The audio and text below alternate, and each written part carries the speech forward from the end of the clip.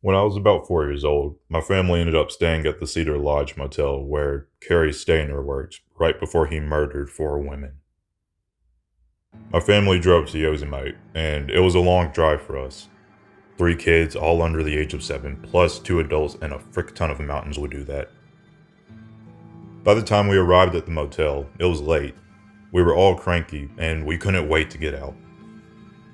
But the moment we pulled in, something set my mom's teeth on edge, and she insisted that we left and found another hotel, reservation or not. My mom has always had this sixth sense, and her gut has actually saved us a couple times. But my dad was tired and convinced her to ignore her gut and stay for just the night, and the next morning we'd leave. I can remember my mom actually refusing to let go of our hands, making us stay right by her side as she kept looking around while checking in. To try and get her to relax, my dad suggested we go to the pool, thinking it would calm her down. Well, when we got there were no towels, so my mom called the front desk. The moment the man delivering towels arrived, my mom immediately grabbed us out of the water and rushed us back to the room. The man gave her the absolute creeps, and she says there was just this feeling of pure evil when he looked at us. That night, my mom and dad pushed the dresser in front of the door and had us all sleep in the same bed. The next morning, we left to go to another hotel, but my mom couldn't stop talking about how evil that motel was. About 2 months later, she and my dad were up late watching the news when they started reporting on a man who had murdered a woman and 2 young girls in Yosemite. Just as my mom began to say, "I bet it was at that motel," they showed Cary Stayner's face and said it occurred at the Cedar Lodge Motel. Cary Stayner was the man who brought us our towels at the pool. We've never gone back to Yosemite, and my mom is always insistent that we listen to our gut feeling, and when every bone in your body is telling you something is wrong, get the frick out.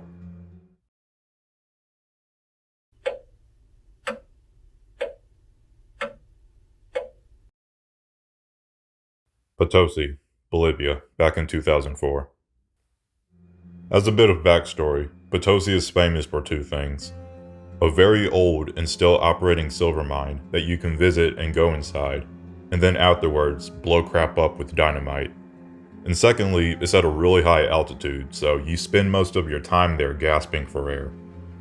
When we arrived, we checked into a small hostel. As we were shown our room, 2 doors down was a room with police tape across the door. We were tired, and I didn't think much of it because, quite honestly, I really don't fancy finding somewhere else to stay at that time of the evening. The next day when I woke up, my girlfriend told me that she'd had a bad dream that felt like a premonition that there would be an accident, and refused to go down the silver mines of Potosi with my friend and I. My friend and I went, and she stayed in the town chilling out.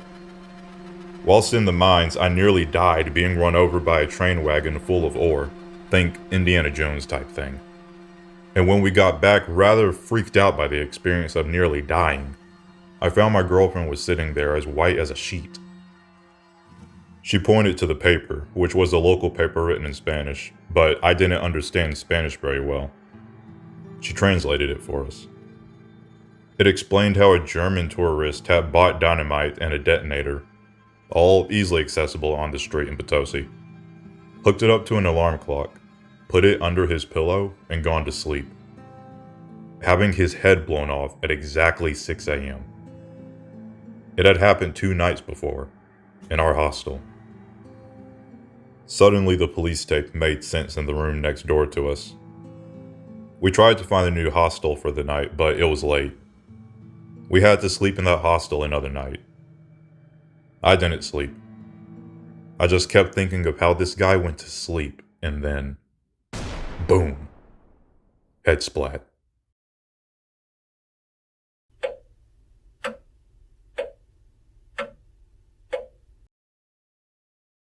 This happened to my father.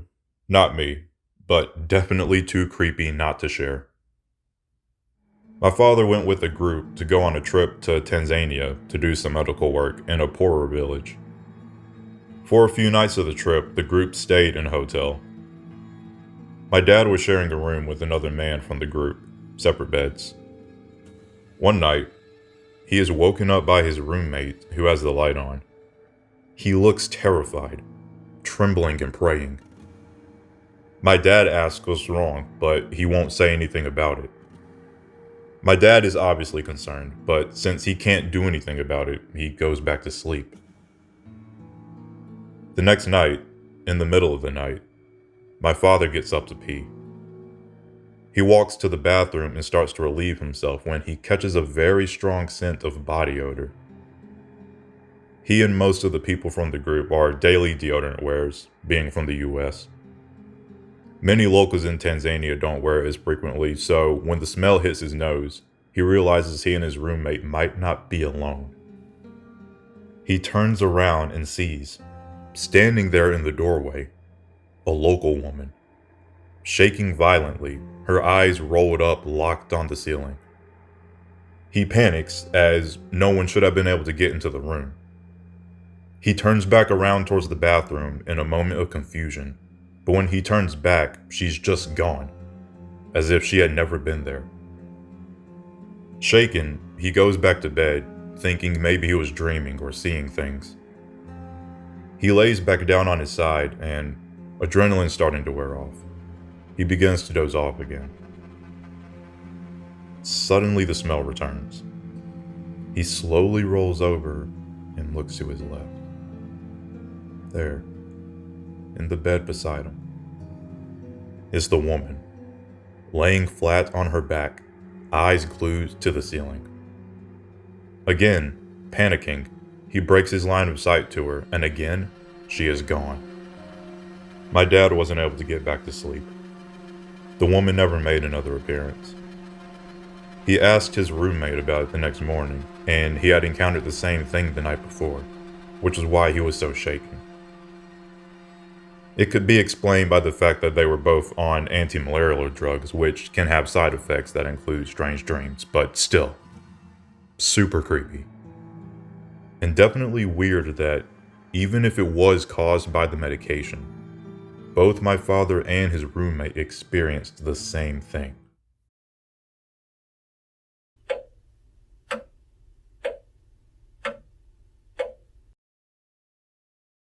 I was in Madagascar for a study abroad, and a stomach illness was eating its way through the group.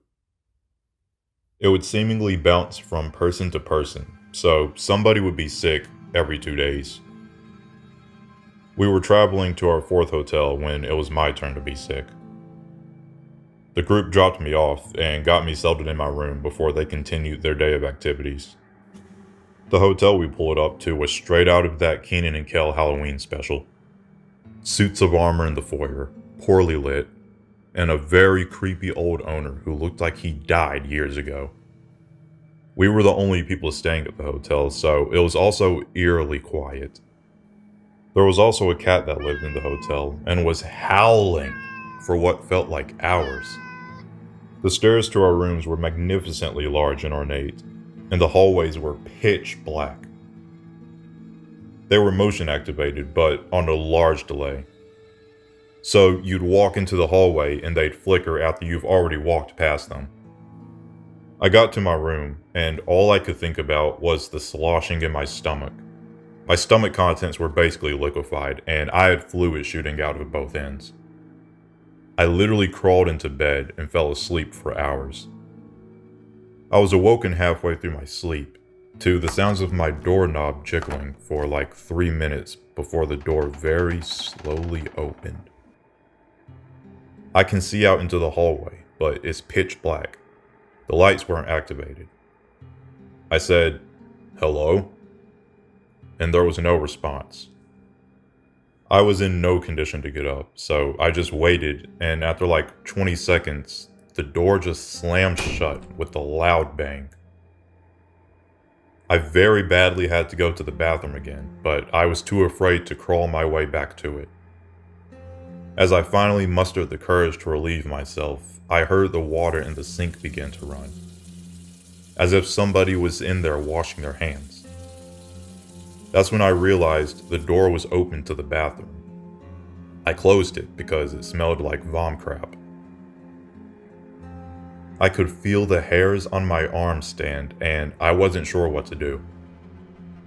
I threw the covers over my head and just tried to go back to sleep. I woke again after a couple more hours, and my group returned to the hotel maybe an hour before I woke up. I walked down to dinner, and everybody was sitting around this dusty, large table, staring at me like I was a ghost. They asked me if I was the one opening and closing their doors, or if I was the one knocking on doors and running away before they opened them. One girl said she heard a voice whispering through her window, but we were up maybe 3 or 4 floors. During the night, I was knocked out cold and didn't experience anything else, but everybody in my group had to deal with constant door harassment, and more of them heard whispers. The cat also began to howl at about 11 p.m. and didn't stop until 1 a.m.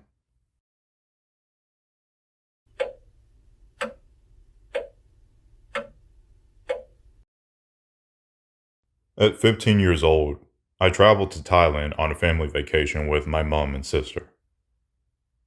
We stayed in a fancy hotel in the center of Bangkok, which had a rooftop swimming pool. The hotel was deserted at the time, with the swimming pool completely empty, so I decided to swim alone, while my family stayed in the hotel room. I did about 10 laps of the pool before a suspicious-looking man appeared on the roof. He wore a thick garment and had a weathered face, partially hidden by a baseball cap.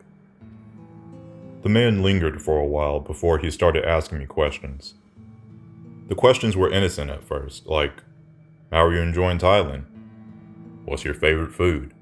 etc. But soon they became much more personal. How many people are in your room? How many men? How much money do you have?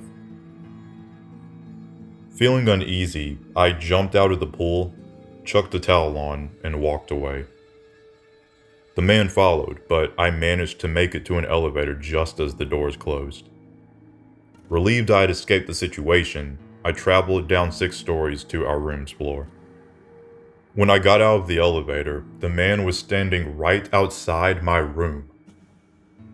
I started to panic, but I needed to return to my family, so I headed towards the door. As I did, the man kept shouting, "How many men?" in an increasingly irate tone. I lied and proclaimed there were lots of men and I was traveling with a large group. In reality, it was just my sister, mother, and I. I quickly opened and slammed the door behind me. I locked the deadbolt and the 2 remaining door locks. I was glad to see my family as I entered. I told them of the events that had just happened, and they laughed it off, indifferent to matter. I was told I was being paranoid, and he was likely just being friendly. I was distressed and reiterated we were in danger, but my warnings yielded little action. After 5 minutes had passed, my unease slowly subsided, and I got ready for the day ahead. As I did, I noticed a small drift through the room, and a thick cloud of smoke soon appeared above my head. The smoke originated from the air vents. Thoughts raced through my mind. Had the man started a fire? Did he want us to leave our room? Was it a trap? Was he waiting outside? I shouted to my family, and this time my warnings were taken seriously. We met at the door and raced outside. The man was nowhere to be seen. Worried the man was expecting us at the elevator, my sister suggested we take the fire escape stairs. We raced down 20 flights of stairs to the bottom. Along the way, there was no sign of the man. We entered the reception and described the situation of the smoke and the man. The receptionist seemed indifferent to the matter and sent security to take a look. We waited in the lobby for a while before we were told the thermostat malfunctioned and we were unable to stay in our room. We were offered another room, however, we decided not to stay and stayed elsewhere that evening. The man was never heard from again.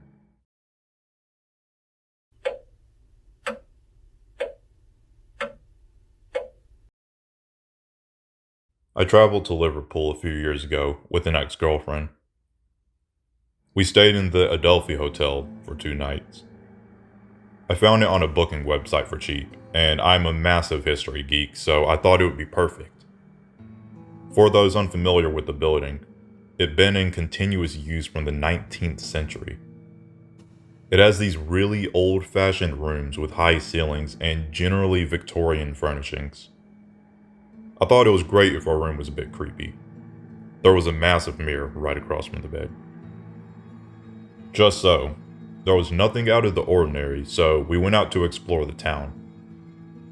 When we came back at night, we were too tired to even take a shower as we normally do. We fell right into bed.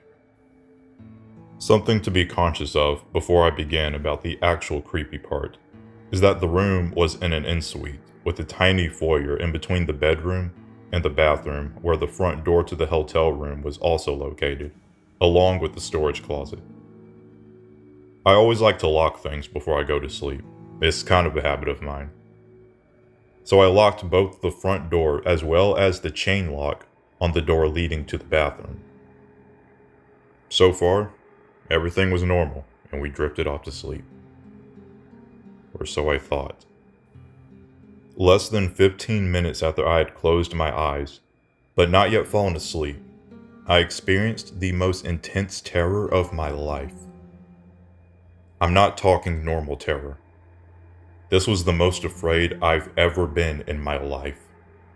Like, I was consciously aware that someone was watching me and didn't want me to know it.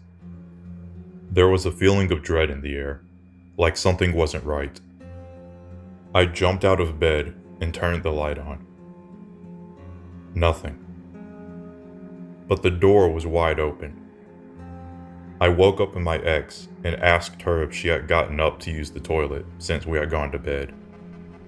She said no, so I asked her again with more intensity. No, she was certain that neither of us had gotten up in the 15 minutes since we had turned off the lights. I told her okay and asked her if she felt weird at all. She said no, just very tired and she wanted to sleep. However, I was too terrified to fall asleep. So I turned on all the lights in the room and locked the door again, trying everything to take my mind off of what was seemingly just an empty room, every now and then glancing nervously up from my laptop to see if anything was still there. Hours later, I was too tired to stay up anymore, and I fell asleep without realizing. But when I woke up in the morning, the door was once again open. Once again, my ex denied either of us using the toilet in the night. The same sequence of events was repeated the next night as well. After the first night, I began to suspect something was not normal. However, I refrained from Googling Adelphi Hotel and haunted until I was on the train out of the city. Apparently, the Adelphi is the most haunted hotel in Britain. I don't know if I believe in ghosts, but I was really frightened that night. I will never forget it. Even now, I'm sat at home in my well-lit flat in the middle of the day, and I'm getting scared writing this.